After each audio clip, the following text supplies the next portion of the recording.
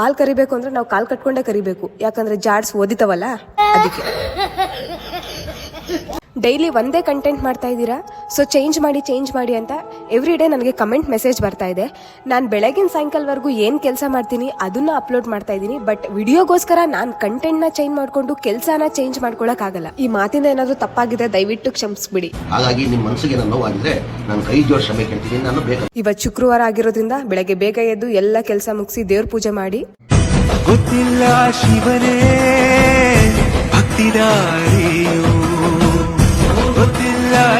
Ready ಆಗ್ಬಿಟ್ಟು ಆಮೇಲೆ office ಕಡೆ ಹೊರಟೆ. ನಾನು ಒಂದ್ ದಿನಕ್ಕೂ 9 ಗಂಟೆಗೆ ಲಾಗಿನ್ನೇ ಆಗಲ್ಲ.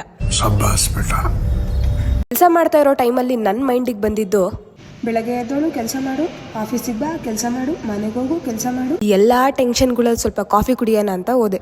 ಆ ಕಾಫಿ ಕುಡಿಯೋ ಹತ್ರ ಏನಾದ್ರು ನೆಮ್ಮದಿನ, ಅಲ್ಲೂ ಕೀಟ್ಲೆ. ಸರ್ ನಾಯಿ ನೋಡ್ತಾ ಇದ್ರೆ ಏನಿಸ್ತಾ ಇದೆ ನಿಮಗೆ? ನಿಮ್ ತರನೇ ಇದೆ, ತುಂಬಾ ಸ್ಲಿಮ್ ಆಗಿದೆ ಅಲ್ಲ. ಇನ್ನೊಂದು ಗುಡ್ ನ್ಯೂಸ್ ಏನಪ್ಪಾ ಅಂದ್ರೆ ನನ್ನ ಯೂಟ್ಯೂಬ್ ಚಾನಲ್ ಅಲ್ಲಿ 7K ಸಬ್ಸ್ಕ್ರೈಬರ್ಸ್ ಆಗಿದ್ದಾರೆ. ಇನ್ನು ಯಾರ್ಯಾರು ಸಬ್ಸ್ಕ್ರೈಬ್ ಮಾಡಿಲ್ಲ, ಪಲ್ಲವಿ ಕುಮಾರ್ ಅಂತ ಇದೆ, ಸೊ ಹೋಗಿ ಬೇಗ ಸಬ್ಸ್ಕ್ರೈಬ್ ಮಾಡಿ. ಕೆಲಸ ಎಲ್ಲ ಮುಗೀತು, ಮನೆ ಕಡೆ ಹೊರಡೋ ಟೈಮ್ ಆಯ್ತು. ಇವತ್ತಿನ ಬ್ಲಾಗ್ ಇದಾಗಿತ್ತು. Keep watching and bye bye.